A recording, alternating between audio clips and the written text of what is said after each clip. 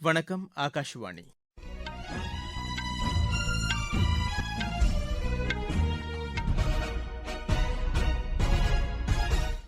செய்திகள் வாசிப்பவர் முகமது. தலைப்புச் செய்திகள்: தென்மேற்கு பருவமழையால் பாதிக்கப்படும் மாநில அரசுகளுக்கு உதவிடும் வகையில் மாநில பேரிடர் மீட்பு நிதி வழங்குவதற்கு உள்துறை அமைச்சர் திரு அமித் ஷா ஒப்புதல் வழங்கியுள்ளார். தரமான சுகாதார சேவைகள் வழங்குவதை மருத்துவமனைகள் உறுதி செய்ய வேண்டும் என்று மத்திய சுகாதாரத்துறை அமைச்சர் திரு ஜே.பி. நட்டா வலியுறுத்தியுள்ளார்.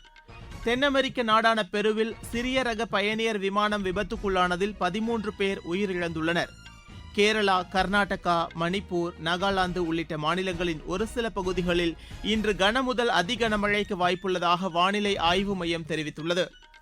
பான் ஓபன் டென்னிஸ் போட்டியில் இந்தியாவின் ராம்குமார் ராமநாதன், விஜய் சுந்தர் பிரசாந்த் இணை சாம்பியன் பட்டம் வென்றது. இனி விரிவான செய்திகள். தென்மேற்கு பருவமழையால் பாதிக்கப்படும் மாநில அரசுகளுக்கு உதவிடும் வகையில் மாநில பேரிடர் மீட்பு நிதி வழங்குவதற்கு உள்துறை அமைச்சர் திரு அமித் ஷா ஒப்புதல் வழங்கியுள்ளார். நடப்பாண்டுக்கான முதல் தவணை தொகையாக 7 மாநிலங்களுக்கு மொத்தம் 2117 கோடி ரூபாய் நிதி ஒதுக்கீடு செய்யப்பட்டுள்ளதாக உள்துறை அமைச்சகம் கூறியுள்ளது. அருணாச்சல பிரதேசத்திற்கு 45 கோடி ரூபாயும், அசாமிற்கு 379 கோடி ரூபாயும், குஜராத் மற்றும் மகாராஷ்டிரா மாநிலங்களுக்கு தலா 500 கோடி ரூபாயும் நிதியுதவி வழங்க ஒப்புதல் வழங்கப்பட்டுள்ளது. பருவமழை காரணமாக ஏற்படும் வெள்ளப்பெருக்கு குறித்து மாநில அரசுகளுடன் இணைந்து மத்திய அரசு உன்னிப்பாக கண்காணித்து வருவதாகவும், பாதிக்கப்படும் மாநிலங்களுக்கு தேவையான அனைத்து உதவிகளும் வழங்கப்படும் என்றும் மத்திய உள்துறை அமைச்சகம் தெரிவித்துள்ளது. மழை வெள்ளத்தால் பாதிக்கப்பட்டுள்ள 7 மாநிலங்களில் இமாச்சல பிரதேசம், ஒடிசா, நாகாலாந்து ஆகிய மாநிலங்களுக்கு ஏற்கனவே நடப்பாண்டிற்கான முதல் தவணைத் தொகை விடுவிக்கப்பட்டுள்ளதாக எமது செய்தியாளர் தெரிவிக்கிறார். தரமான சுகாதார சேவைகள் வழங்குவதை மருத்துவமனைகள் உறுதி செய்ய வேண்டும் என்று மத்திய சுகாதாரத்துறை அமைச்சர் திரு ஜே.பி. நட்டா வலியுறுத்தியுள்ளார். நாடு முழுவதும் உள்ள மருத்துவமனைகளில் சாரதி திட்டத்தை விரிவுபடுத்துவதற்கான நடைமுறைகள் குறித்து அவரது தலைமையில் புதுதில்லியில் நடைபெற்ற உயர்நிலைக் கூட்டத்தில் விரிவாக விவாதிக்கப்பட்டது. மருத்துவர்கள் சுகாதார சேவைகளில் கவனம் செலுத்துவதற்கு ஏதுவாக அவர்களுக்கு உதவிடும் வகையில் இந்த சாரதி திட்டம் செயல்படுத்தப்படுவதை உறுதி செய்ய வேண்டும் என்று அவர் கூறினார். நோயாளிகளுக்கு வழங்கப்படும் சிகிச்சை முறைகள் உள்ளிட்ட பல்வேறு மருத்துவ சேவைகளுக்கு பயிற்சி பெற்ற இளம் தன்னார்வலர்களை ஈடுபடுத்தும் வகையில் இந்த திட்டம் செயல்படுத்தப்படுவதாக திரு நட்டா கூறினார். உஸ்பெகிஸ்தான் வெளியுறவு அமைச்சர் திரு சைதவ் பக்தியோர் 4 நாள் அரசுமுறை பயணமாக இன்று இந்தியா வருகிறார். இது தொடர்பாக வெளியுறவு அமைச்சகம் வெளியிட்டுள்ள அறிக்கையில், அவரது இந்த பயணத்தின் போது குடியரசுத் தலைவர் திருமதி திரௌபதி முர்மு, வெளியுறவு அமைச்சர் திரு ஜெய்சங்கர் ஆகியோரை சந்தித்து பேசுவார் என்று தெரிவிக்கப்பட்டுள்ளது. தில்லியில் நடைபெறும் இந்தியா உஸ்பெகிஸ்தான் வர்த்தக மன்ற கூட்டத்திலும் திரு சைதவ் பக்தியோர் பங்கேற்க உள்ளதாக அந்த அறிக்கை மேலும் தெரிவிக்கிறது. தில்லியில் வாக்காளர் பட்டியல் தீவிர சிறப்பு திருத்தப் பணிகளின் ஒரு பகுதியாக இதுவரை 85,81,920 படிவங்கள் பெறப்பட்டுள்ளதாக தில்லி தேர்தல் ஆணையம் தெரிவித்துள்ளது. வாக்காளர் பட்டியலில் இடம்பெறும் வாக்காளர்களை உறுதி செய்யும் வகையில் வீடு வீடாக சென்று வாக்காளர் பட்டியலுக்கான விண்ணப்ப படிவங்கள் வழங்கப்பட்டு வருவதாகவும் அவர் தெரிவித்துள்ளார். இப்பணியில் 13,000க்கும் அதிகமான வாக்குச்சாவடி நிலை அலுவலர்கள் ஈடுபடுத்தப்பட்டுள்ளதாகவும், இந்த படிவங்கள் வழங்கும் பணி அடுத்த மாதம் 8ஆம் தேதி வரை நடைபெறும் என்றும் மாநில தேர்தல் ஆணையம் தெரிவித்துள்ளது. நீங்கள் கேட்டுக்கொண்டிருப்பது ஆகாஷவாணியின் செய்தி அறிக்கை. ஊரக வளர்ச்சிக்கான புதிய அத்தியாயம். வளர்ச்சியடைந்த இந்தியாவிற்கான ஊரக வேலைவாய்ப்பு உறுதி மற்றும் வாழ்வாதார சட்டம் செயல்பாட்டிற்கு வந்துள்ளது.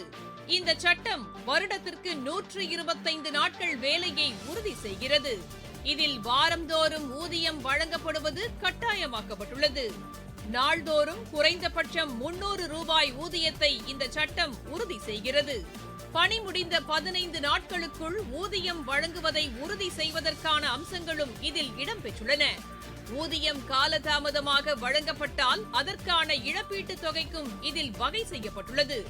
வளர்ச்சியடைந்த இந்தியாவிற்கான பயணத்தில் மோடி அரசு தொடரும் சீர்திருத்த நடவடிக்கைகள்.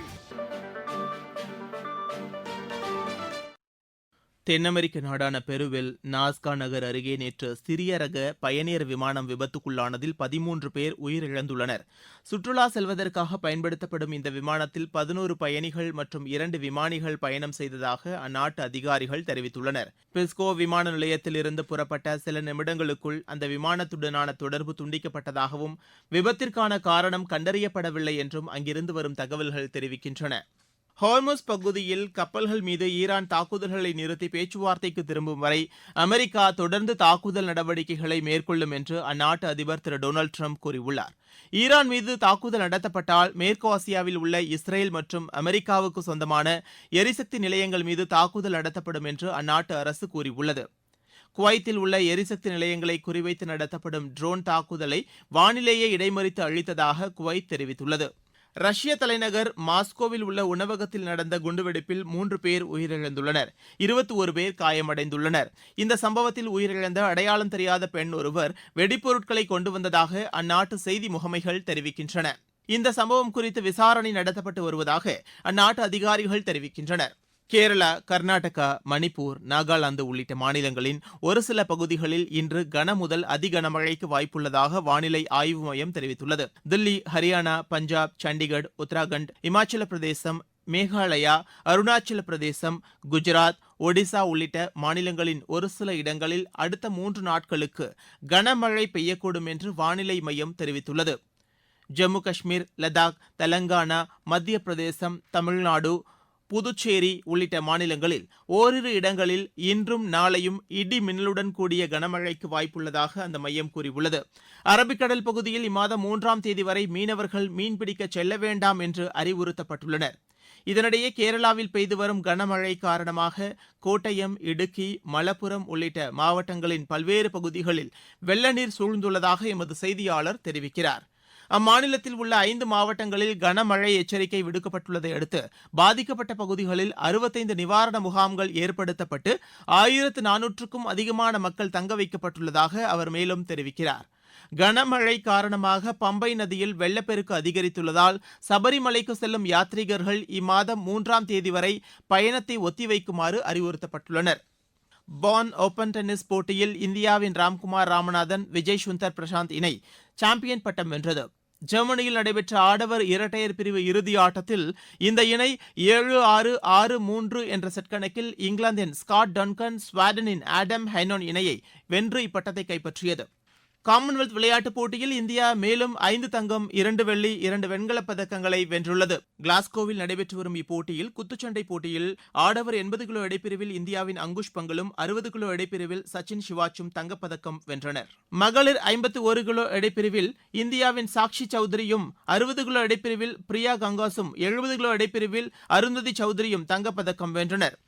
ஆடவர் 10,000 மீட்டர் ஓட்டத்தில் வெள்ளிப்பதக்கத்தையும் 5,000 மீட்டர் ஓட்டத்தில் வெண்கலப் பதக்கத்தையும் வென்று குல்வீர் சிங் சாதனை படைத்துள்ளார். பாரா ஆடவர் குண்டு எறிதலில் இந்தியாவின் சோமன் ராணா வெள்ளிப்பதக்கமும் சுபம் ஜியால் வெண்கலப் பதக்கமும் வென்றனர். இதுவரை இந்தியா 13 தங்கம், 17 வெள்ளி, 9 வெண்கலப் பதக்கங்களை வென்று பதக்கப்பட்டியலில் 4வது இடத்தில் உள்ளது. இப்போட்டியில் பதக்கம் வென்றுள்ள வீரர், வீராங்கனைகளுக்கு குடியரசுத் தலைவர், குடியரசு துணைத் தலைவர், பிரதமர், மத்திய அமைச்சர்கள் உள்ளிட்டோர் வாழ்த்து தெரிவித்துள்ளனர். தாய்பேய் ஓபன் பேட்மிண்டன் போட்டியில் இன்று நடைபெறும் இறுதி ஆட்டத்தில் இந்தியாவின் தன்வி சர்மா வியட்நாமின் தோய் லிங்கை எதிர்கொள்கிறார். துரந்த் கோப்பை கால்பந்து போட்டி அசாம் மாநிலம் குவஹாத்தியில் நேற்று தொடங்கியது. அசாம் மாநிலத்தின் கலாச்சார மரபுகளை எடுத்துக்காட்டும் வகையில் கண்கவர் நிகழ்ச்சிகளுடன் இப்போட்டி தொடங்கியது. இந்த போட்டியை ராணுவமும் அசாம் மாநில அரசும் இணைந்து நடத்துகின்றன. முதலாவது போட்டியில் ஒருங்கிணைந்த வடகிழக்கு அணி 6-0 என்ற கோல் கணக்கில் போடோலாந்து அணியை வென்றது.